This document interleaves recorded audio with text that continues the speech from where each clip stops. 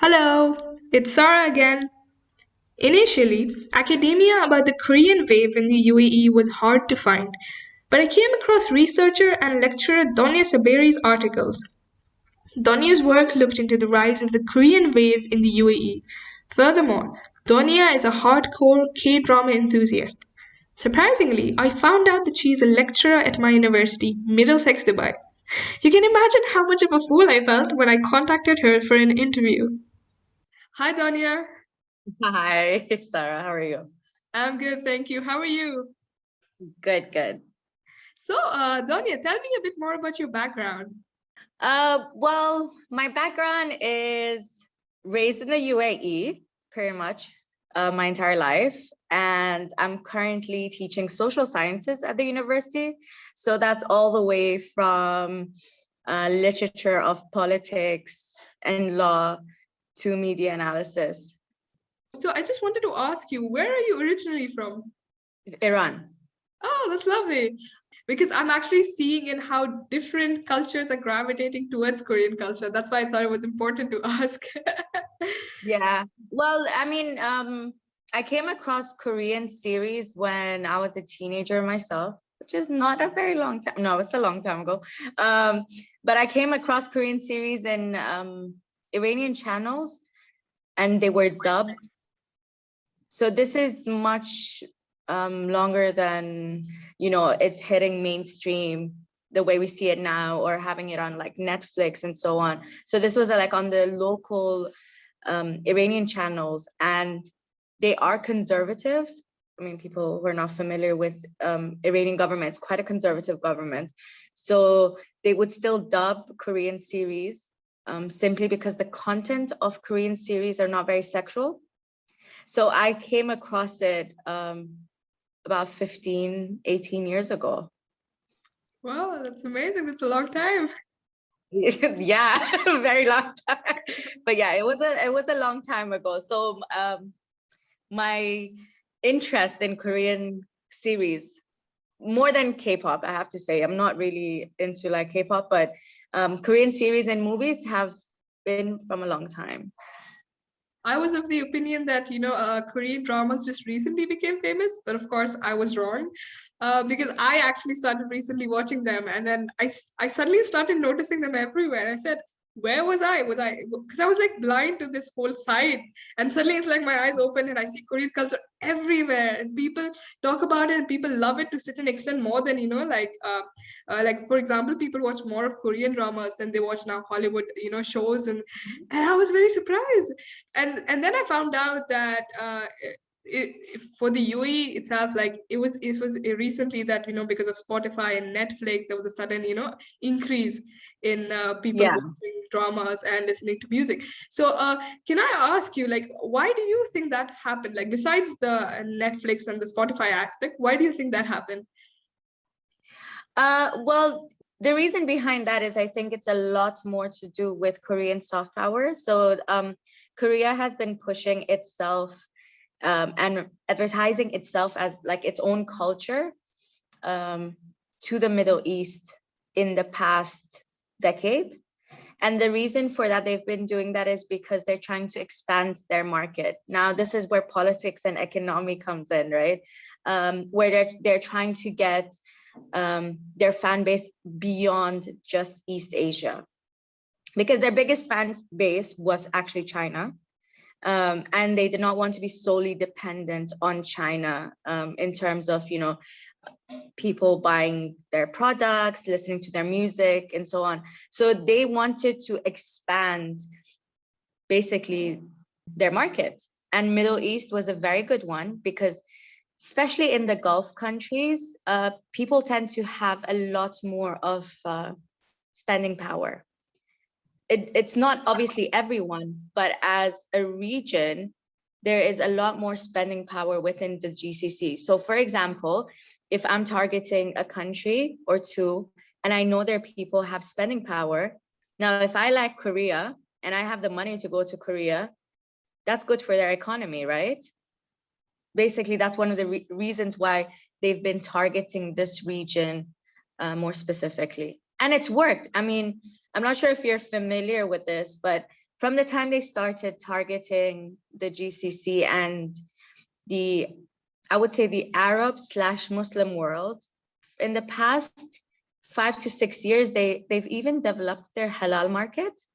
Yeah, so for example, if you get on a flight going to Korea from an Islamic country, within the flight itself, or once you land, they give you like a little booklet of restaurants that are halal.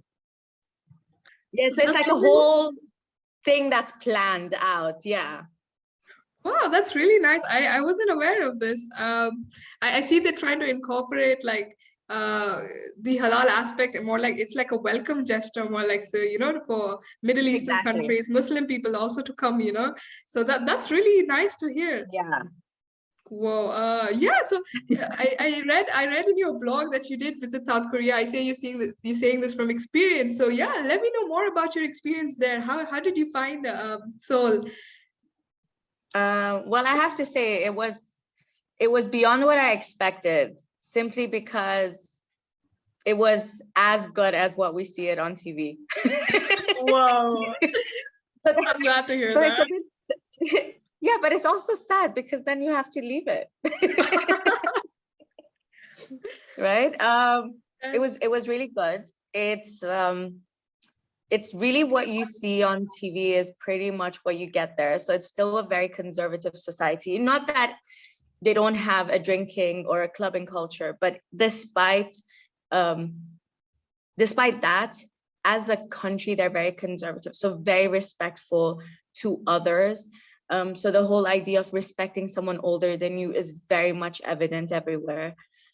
Have you noticed, like in the movies, or the series, they don't really smoke or anything? So it's not necessarily just for not having a bad influence, but they actually do not smoke in the street. Like, it's not allowed. Oh, it's like banned? Sorry, is it? Well, it's not necessarily banned, but like you have like a small corner, and it's not anywhere that's in the main streets. So you really need to go hide to go smoke. And it's for example, the hotel I was staying in, you're not allowed to smoke in it at all. So they're very much against that. So it was very much a realistic impression of what they show us in the series as well. So it was really good. There wasn't a lot of tourists at all. What I did see a lot was exchange students from all over the world, but it's definitely not a touristic destination, which I guess is a good thing, because you see their way of life and culture a lot more on a daily basis. It's not designed for us, if that makes sense.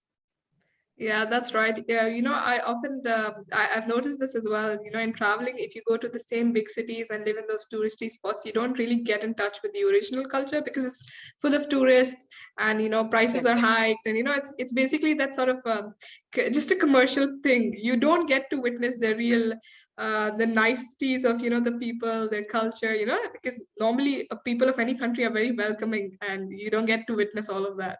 So I completely agree with you on that. Furthermore, like you said, like it is like the show in the TV show. So I'm assuming then, like, all this culture which is depicted with they're not just doing it to put up a front. It is actually like that. Wow. Okay.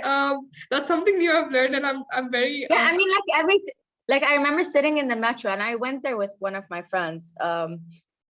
It's like the whole, oh my God, couples wearing matchy shirts, and the guy holding the girl's hand forever until carrying her bag.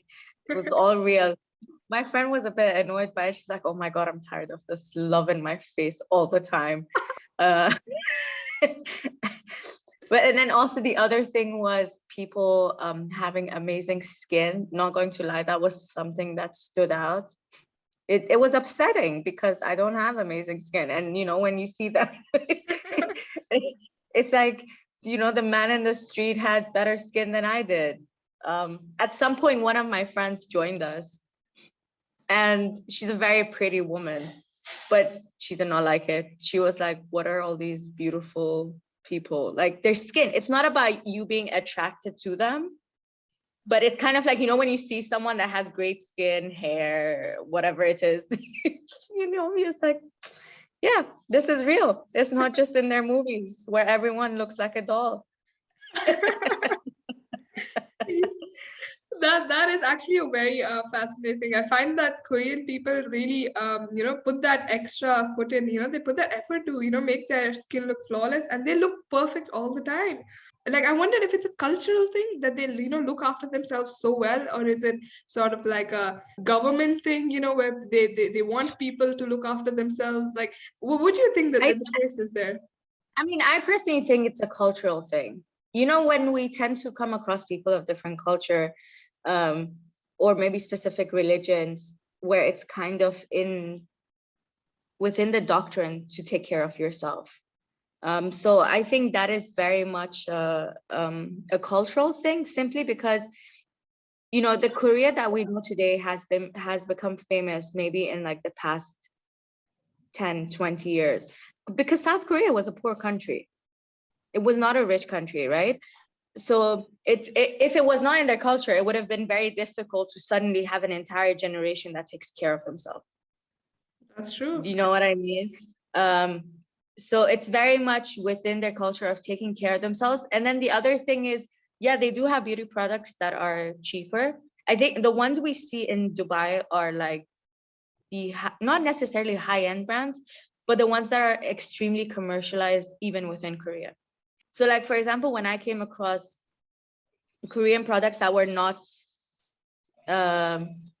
expensive, I was like doubting it. I was like, will it actually be good?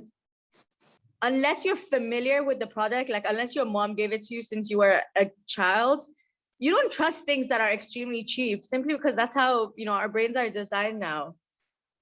That's true. Yeah, I know. It's a thing set in our minds. I hope to use those Korean products someday. Like, Like just once I went there to get my nails done because I wanted to experience almost everything I can while I was there. And then I remember telling the lady who was doing my nails, she was a bit like older, so like maybe in her 50s. And she had amazing skin. So this is what, like I need to clarify when I say beauty. I'm not talking about like a specific feature in their face. I'm talking about like genuinely having like clear skin and all of that. That's what I mean by beauty. So I asked her, I was like, why are you all so beautiful? Like, how do you guys do this? Like an entire nation has like this flawless skin and all. She was like, yeah, I know. So she was a bit hesitant, I think, to talk back, maybe because her English wasn't great. But then I was like, okay, well, that was a very short answer. But then 10 minutes in, she started talking. She's like, but it's not just what we do with our skin. We have routines, but also our diet is very clean. I see. Yeah, and then like when you think about it, so even when they have a lot of Korean fried chicken, right? But if you think that's like the only meal that stands out for being so-called unhealthy, right? Whereas everything else that they eat is filled with veg. But then when you look at this side of the world, it's just starch, rice, potato, ghee, sugar. Yeah. So all the carbs and all the good stuff without all the effort to eat clean. Yeah, I'm guilty of Yeah, that. whereas their food is like genuinely like, even like their barbecue is, it's in a lettuce. Do you know what I mean? Wow, that level of vegginess everywhere. Yeah, That's admirable. So what was your favorite thing, about South Korea? that's so hard. Because it's genuinely one of my favorite, my favorite places. And I don't know what was my favorite. That's so difficult. I have amazing memory there. I loved the city. I genuinely loved it. I love that it was so modern yet so conservative. I think that really stood out for me. I love that you can live in a country. Well, I have to be like more specific, so because I did not go all around the country. I love that a city can be so high tech. Um, like they have all the advancements in terms of technology, But when people talk to each other, they have the traditions, they have the cultures in place. So that for me is someone from social sciences, and as a mother of like young boys, I think that for me stood out more than anything else, is the fact that we can advance in a society and still have our traditions and culture and manners in place. So I loved that. Oh, that's beautiful. I always thought that, modernism came with westernization, but I see that it's wrong. And, South Korea is proving that to the world. The thing about westernization is not all bad, of course. I don't mean it in a Yeah. negative way, but more like, oftentimes people lose traditional values, while trying to copy what they see on TV and which they perceive Yeah. to be, idealistic modernism. So I think that's Yeah. one thing that's really amazing about South Korea. Yeah. So that's something I really, really liked. And then also, and like on the more just simple things that I loved is they had this one area, so the university area, and I'm a very colorful person. Like my favorite color is pink. Uh, so like there's zebra crossings where like pink and white in some places, Oh, wow, that's you so know, cool, cute. Sorry. like just like random colorful things throughout the city. And I'm just like, oh my God, it's like I walked into like on a Disney show, but it's an actual city. Oh no, that would be so beautiful. I want to see those streets someday. Yes, hopefully you will Thank you. soon. Hopefully soon, inshallah. So would you ever consider moving to South Korea? Yes and no. Not going to lie, I looked up moving there while I was there. Wow. A testament to your love um, to South Korea. but unfortunately, it's super expensive. Oh, Super expensive. And the problem is, it's like, okay, fine, Dubai is not the cheapest place in the world. Fair enough. But there is the pay and the expense of the city is not really equal, which is why, if you live, then, like I was putting things together, like that's when the series, you have the rich, and then you have the really poor. An entire family will stay in like a room, even though everyone's working. I Do you see. know what I mean? Like, have you seen in like some of the series, like they'll have 2 bedrooms and then they're grown adults and they're all working, like proper jobs, and they still cannot afford to get out. So yeah, they're it's quite an expensive city. Well, going back onto the cultural similarity, I wanted to ask you: do you think people here in the UAE, of all cultures, because the UAE is home to over 200 nationalities, right? So, do you think all of them like gravitate towards Korean culture because of the similarity which they see? I think there's similarities. I think it has a lot to do with the fact that you can sit down with your parents and watch it, or if you're watching it and your parents walk in, like what's the worst scene they can see? I You know agree. what I I like? There agree. isn't any and I think honestly we're moving beyond the point, even like in different generations, we're moving beyond the point where if you love someone, oh, it's sexual, or you cannot show a woman looking good even if she's wearing something short, not showing her as a sexual being. Does that make sense? Because if you notice, like in Korean series, like the girls do wear quite short clothes, but the way they wear them, it's not sexual, if that makes sense. Yeah, I understand what you mean. It's the way they like direct the show or like shoot the movie sort of thing. Yeah, Um, like you never see it going from bottom, like her legs going all the way up. Like it's exactly. just a far angle, she's wearing a short skirt, move along. Yeah, Like like that's it's not normal. the, Ah, yes, yeah. yeah, I've noticed that. Yeah, like I felt like there was a strong factor of of feminism because they didn't portray like females to be just like those side characters who have like who are just, Mhm. what do they call it? Basically like eye candy, which you've seen in most Hollywood shows. Exactly. That's the only job of the. But girls in Korean dramas, they have personality. They Mhm. show realistic their dreams, their achievements. Their thought process. Like actual girls are like that, which I always felt like Yeah. Hollywood never portrays that. They're just shallow Yeah. figures who 100%. are like not interested and not even like involved with anything. So I think the Korean dramas do that really well. So Yeah. do you think, because that is a factor, contributing factor to the fact that girls watch more of Korean dramas than boys? I mean, if you think about it, like boys don't really watch series in like, any series that's not like some sort of like in general soap opera they don't watch.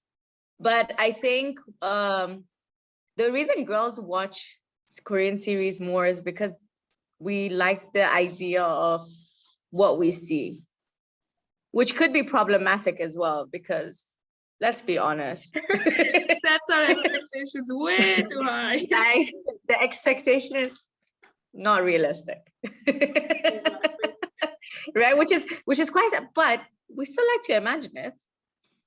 And I think that's one of the reasons as well. And everything is pretty, like, if that makes sense. And I think girls would, obviously not all, because we can't generalize, but it's nice to see women being beautiful, pretty, and having their own roles and all that without needing to be sexy or like have sex involved for her to be successful. Like she doesn't, for example, need to sleep with the guy for the guy to end up with her. Like all these little storylines really add up. And sometimes we don't even think about it, and it's very subconscious. But like think of the number of series that you've watched in Korean series where the girl sleeps with the guy as a form of even showing, oh my God, I love you. So not about like the sexual harassment or anything, but it's like, oh, if the guy loves me and I love the guy, they remove sex completely from it. Right. And at a young age, be it a teenager or a young adult, not everyone wants to go sleep with everyone. But if you look at, I mean, it's not within the culture of the region that we're in. It's not even the religion of it. But even if you remove those aspects, right? Like if you look at American series or Hollywood or the West, the way you express that you love someone is, oh my God, I trust you enough to sleep with you. Yeah, right? that's right. Or like, yeah, I know you're not gonna leave me. We're gonna end up getting married, so I'll sleep with you. That's completely removed, and that's a pressure that women have and girls do not have. Like, I mean, boys do not have. Like, that's the reality of it. And so, which is your favorite Korean drama? Oh, my favorite is Uncontrollably Fond. I've Don't know if heard you've of seen it. it. Yeah, no, I haven't seen it Yeah, yet, but I've heard of it. that was some traumatizing. That's all I'm gonna say. It was traumatizing. I've Wow. watched the entire series 3 times over. Wow. That Uh, that's true love. and I think after that, it's difficult after that, but I really liked the Guardian. Oh yeah, Goblin as they call it, right? Yeah, Guardian of the something. But yeah, Goblin. I really like that, but that's because he's also one of my favorite actors. Anyway, so anything that he's made, I've seen it. And also because one of his series was the second Korean series I've ever watched, like the one that was from 15 years ago, Coffee Prince or something. It is on Netflix, but if you play it, you'll just be surprised. Like it's really old. But he was one of the first actors that went big. So I watched anything that he makes really, and I loved that one specifically. That's nice. And your But third yeah, one? if I recommend anything, watch Uncontrollably Fond. Not gonna give out anything else. Well, okay, I'm definitely putting it on my watch list. It's the first thing I'm gonna watch after everything's done. Like, oh, all of my deadlines are over. I'm definitely gonna watch it. Have you Yeah. watched Weightlifting Fairy Kim Weightlifting Fairy? No. No, oh my God, you have to watch it. It's Is it on Netflix? yeah, it was on Netflix. I do remember recommending friends, and then they said it's not on Netflix, so I'm not sure about whether it is or it isn't. But I Okay, let highly me write it recommend it. here Yes. because I can stream it. Weightlifting fairy. Yeah, Kim Bok-chu. Okay. Yeah, it's not on Netflix, Oh no. but I'll stream it. That's okay. That was the show I watched twice, top to bottom, all over, because I absolutely loved it. And it was the depth, I feel like in Korean dramas, it's the depth of the subject, depth of the characters, because besides entertainment, they were teaching me so many more things. And I was gaining like my knowledge, in my head was like Mm. growing. Like for example, there was a show called Startup. Have you heard of it? No? Is that another good one? Oh, it's amazing. It's I Thank actually you. I watched it. appreciate it because as soon as like classes are done, I need to start binge watching more stuff. Definitely watch that too. Yes, absolutely. You gotta watch these two. And I actually kind of watched them because I watched weightlifting and I really liked the actors. Okay. And no, it was not because of that. It was actually because the content, because like Hey, listen, it's fine. You don't need to tell me. As soon as I like one actor, I go and see all his movies. yes, I'm guilty of that. But like I said, it wasn't the only factor in it. So yeah, Yeah. it was the depth of the subject. Like I said, for weightlifting ferry, like they talk about athletes and the struggles they face. It really opened my eyes. I Mm. didn't know that. In startup, they talked all about venture capitalism, and I learned so much about that that part, like businesses and startups and all of the knowledge information required. I find that really fascinating because I'm not saying that Western movies don't do that, but they don't do that at this level. This was me. There's no depth to it. Exactly. There's no depth to it. And if I ever pick up anything in the entertainment industry, be it a song, a movie, or a TV series, I think it's only productive if I've learned something from it. Because Mm. um, because I still feel like entertainment, I do know it's just for entertainment, but there's more to it than that. And if I haven't learned anything from it, what's the point? So when Yeah. I compare Korean dramas with anything else, I feel like they're like 100% more, educational than these. Like I watched Yes. a show called Pinocchio, and it was all about journalism. And because I'm studying Yeah. journalism, I was so surprised. I said, "Oh my God, this show is teaching me a ton of things which I didn't know before." So I find Yeah. that really, really beautiful. Yeah, there's always like a proper storyline in depth. There's always a moral to their series. Irrespective of whether it's they're like the show is funny or like melodrama or whatever it is, you're definitely learning something. 100%. Like even there was this one that was just on delivery guys. And after that, every time I look at, the Deliveroo and Telepath guys, I think of that show. I think that does really good for the future generation too. Like I said, we learn tolerance. We see Oh, other a people thousand struggle, percent. right? And then Mhm. in the future, how far do you think the Korean wave will go? I think the Korean wave is here to stay for a very long time. I think their influence is going to be more. I think what's going to happen is we're definitely going to be having a lot of people wanting to go there, especially of younger generation. My son is 12, going on 13. He's already decided that that's where he's going to study. Whoa. Very happy about that because then I can go crash his house Sounds without like a good having plan. technically to live there. um, but then honestly, I got him onto watching Korean series because yes, entertainment is just entertainment, but we all know that media is more powerful than anything else. Exactly. Right? So it's not like, so technically it's not just entertainment. And then I got my son hooked, and like we have a few series that we would sit and watch together, but then he has his own series as well, the Korean ones. And I'm very happy because I know when he starts going through these, when his concept of love is not going to be sex, even though that's a human nature thing, fine. but that's not what it's going to be. His expectation, his level of respect, because I mean, let's be realistic. When we sit and watch Hollywood stuff, every time a teenager or like a child gets angry at the parents, they go slam the door, right?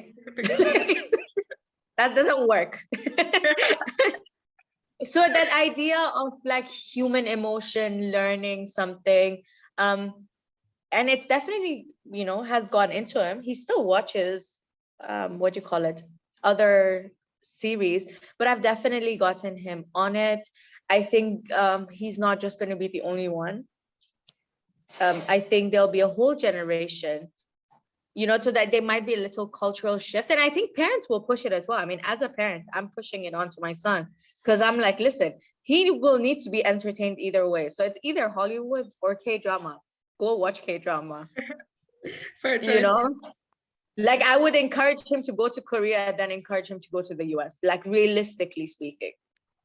Yes, I think it's here to stay. I think it's going to go quite far to the point where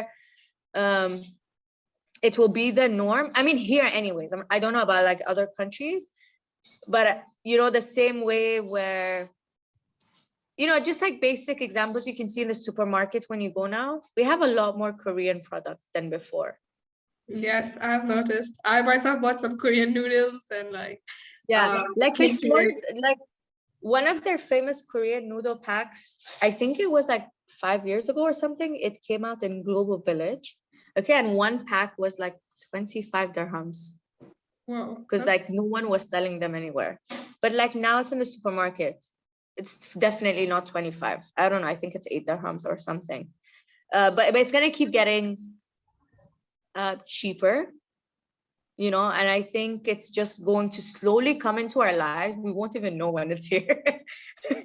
But the same way we have like so many options of Korean fried chicken, but I think it will get to a stage where it's more affordable, because I still think it's still expensive. Like, the Korean fried chicken and whatnot, like, yeah, it's tasty, but you don't always want to pay that much for fried chicken. Right, yeah, that makes sense. So maybe when it becomes more commercialized, in a sense that it's cheaper, we'll see it more, but I definitely don't think it's a one-off. I agree. I bought Korean noodles just to try them out. I said, I'll be making a podcast about it. Must have tried the Korean noodles before that. And it was the, is it called the bulldog? No, Buldok. I think that's the only word. Yeah, I don't know how to pronounce. How do you pronounce that? Bulgogi. Bulgogi. Okay, that's the one. Bulgogi. So there's a yellow packet, there's a green packet, there's a black one, I think. So I tried like 2 or 3 of them, and already just the other day my brother was like, hey, do you have one of those Korean noodles? And I'm like, no, I just actually got them to try. So I feel like the next time we go do our grocery shopping, there's gonna be a lot of Korean noodles in the shopping cart. Yeah. So hopefully it will keep getting cheaper though. Yeah, because honestly, yeah, like they're too expensive. But I mean, it's never gonna get to the level of like Maggi or Indomie, simply because the country is expensive. You know what I mean? So like even the products there that itself, yeah, it's cheaper than here, but it's not a cheap destination. So when did you like, I understand that you were like a fan for like such a long time. So when did you actually start becoming sort of a researcher, on the subject? It was, I think, about a year before I went on my trip. Because I saw, so when was that? Was it 4 years ago? 4 or 5 years ago? I think, okay, so one thing when you do is in social sciences. So what I've been, like what I studied to do and like what I have been doing is really studying the society, yeah? And then as much as you enjoy the pleasures of life, you kind of see through everything, unfortunately. And then I caught myself really cutting out from my sleep to watch Korean series. And then one day it hit me. And I was like, how do I, a grown person who understands the power of media, has like 2 kids and I work and all of that, would rather sit up and watch a series than go to sleep. Like, it's not normal. So then I started looking into so I was just like fascinated, and then I told my friend who was like in love with Korea as well, let's go to Korea. Yeah, I'm sorry, there was like vacuuming going on here. Can you hear the vacuuming? Yeah. I You heard can. it switched on, yeah. Sorry. That's all right. But yeah, so then when I went to Korea and I came back, then I started writing a lot about it, because then I had the ability of really analyzing what I see, what I felt, and what's actually presented by the country. So it was easier to analyze and talk about it than just watching it, I would say. That's But great. then, but by going to Korea, I just loved it even more. Like, that was the problematic part. Like, I wish I did not enjoy it as much as I did, but yeah. Oh, but that's great. I would hate to be like disappointed if I went to Korea, So I'm really happy to hear that it wasn't. And so, how much of Korean do you speak? 5 words. I think I gave up learning languages because I don't know, my brain doesn't want to accept any new language. I tried learning it, but once I signed up to a class and I couldn't do it. I think I just have a lot going on in life. So I just could not dedicate myself to learn, unfortunately. Yeah, no, it's hard to learn a new language, of course. I'm wondering, what do you think are the advantages of the Hallyu wave in the UAE? For who? I guess for let's say enthusiasts and for like Koreans in present here in the UAE. I think it's very positive. I think, having access to things that we like is obviously nice. Not having to, it's again, it's a culture that really not necessarily targets the youth, but the youth is the main fan base, right?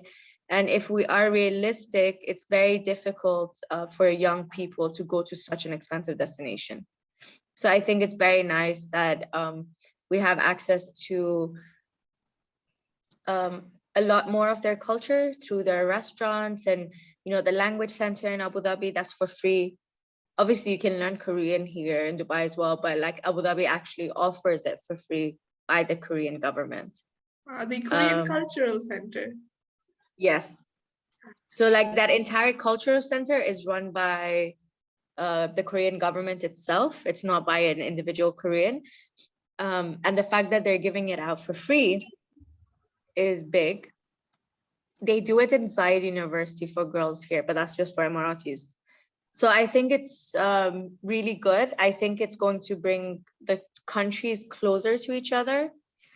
I think it also helps the Korean people because, we live in a world where unfortunately you can see what's happening to, let's say, the Asian community in the US because of coronavirus. The more we learn about cultures, it doesn't mean that we're going to necessarily copy them, but we can understand each other. And that's always a good thing, right? And I think that's the takeaway. So it's a lot more positive in that aspect. The overall Hallyu wave, I think, will have a lot more positive repercussions than negative ones for either side. Obviously, there's going to be negatives to it as well. The idea of beauty, for example, wanting to look, like the actresses or the actors or whatever. It's a bit like unrealistic because we're so far off feature-wise from them. Right. So maybe like those could be looked at in a negative way, but overall, I think it will be a very positive influence. That's right. Even I agree with you. The sort of the paving the way for tolerance and a good sort of cultural influence. So yeah, I think I agree with you. Yeah, On because that. it's not shoved on us, right? I think that's what's really important, and that's what soft power is, and what my articles were about. It's something that is not shoved like down our throats, their culture. We're choosing because, you know, we find the familiarity, we appreciate that the stories are different or the relationships are different. So it's something we're choosing to do. And when people have the choice, and even if we're doing it, we're happy to do it because we don't like being forced. Yes, exactly. Yes, more on that. Can you tell me more about, the soft power part? So soft power is basically when the country decides to present itself in a positive light so that you will like it and you will want to do things like agreements and exchanges with them because you like them, not because you're scared of them. Right? So that's really what soft power is about. Hard power is war, army, sanctions, all of those are hard power, right? It's like, okay, our country and our people, we will have to listen because if we don't, we'll die or we will lose our money. But it's like soft power is the complete opposite. The only thing is soft power requires a lot of strategy. And it's something that is also expensive to implement because, for example, language center is a big thing. Language is extremely powerful, right? Understanding someone's language, again, you get to understand the inner jokes or it's one of the biggest tools of culture. So if the government is providing centers that talks about their culture, their language, it's still expensive because someone needs to pay the people who are running these facilities, these teachers, all of them. So it's an expensive cost. But then this is what peaceful countries tend to do. I mean, they still have their army and all that stuff because obviously building an army is a lot more expensive than a language center. But they want to be loved. And the US had done that initially. So in the beginning, US does not, is no longer a soft power. It's very much a hard power. Like if you don't listen to them, they'll invade your country. But to begin with, it was the soft power, right? So, the American dream, wanting to go to New York, all these, I love New York shirts, those are all also soft powers. So for example, in somewhere between, I would say, your father and your grandfather's generation, that's when the US was targeting soft power, where everyone wanted to go to the US. It's there now, but it's definitely not as strong as, let's say, your father's time. Yes. Like wanting, like doing whatever it takes to go to the land of the free. Like we didn't know if it's the land of the free, but we said it.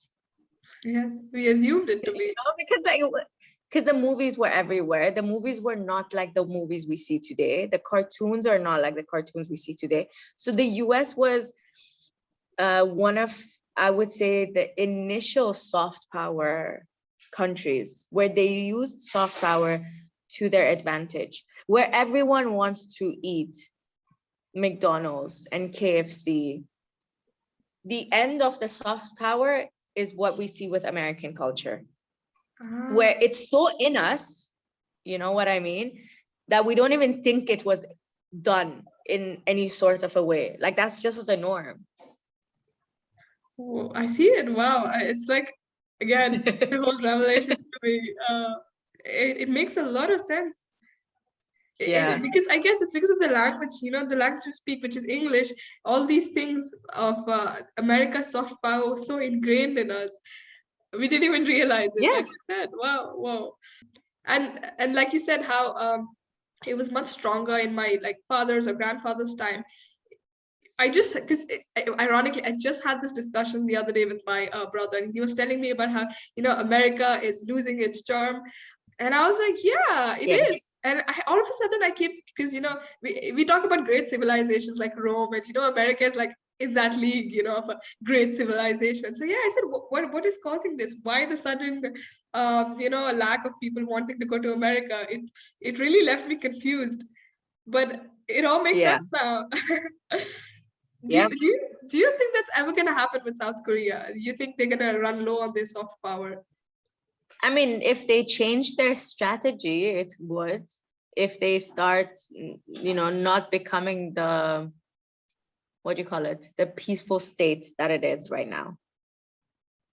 If they start introducing like hard power, wanting to take over countries and all those negativity, really. I don't think it's anytime soon. If that ever happens, I don't think it's anytime soon. Because this is just like the beginning of their soft power. I agree with that because I feel like it would be a little unfair to compare South Korea with USA because America has sort of this leverage over the world because with like United Nations and all the other things, I mean if you look at it like that, it's sort of a regulator for the world, the big country America. Yeah. And but like South Korea still hasn't gone there, like it hasn't reached there. Yeah. So and it possibly never will, simply because probably, it's not even like this, the size, the economy, like nothing is it like comparable anyways. Is there anything else you would like to add, in your opinion? No, I think we covered a lot of the big topics. I'm glad that students are going beyond analyzing, Hollywood. So I'm very happy about that, because honestly, I've been an advocate since I was a student myself. I always studied the other countries, and even within my research, I continue to research topics that are beyond the norm and beyond the West. Not that there's anything wrong with them, but I think this side of the world has a lot to offer that we're not tapping into. So I'm very happy you're doing this. Thank you so much. And honestly, I think it was when I initially started this, topic, the first article I actually read was yours on the diplomat. And, it really sparked my interest. It was about soft power. And I said, wow, this makes a lot of sense. Because even I was, left confused. Like all of a sudden I see Korean dramas everywhere, Korean culture everywhere. And your article answered my question. So thank you for the research and the articles and all the information you've put out there, really. I think you started that. You started this, and I kind of picked up on that. From that's why I feel like it's an extension. So thank you for that. You're welcome. I'm glad. Thank you for doing it. Thank you for this lovely conversation. Welcome. I hope you have a good day.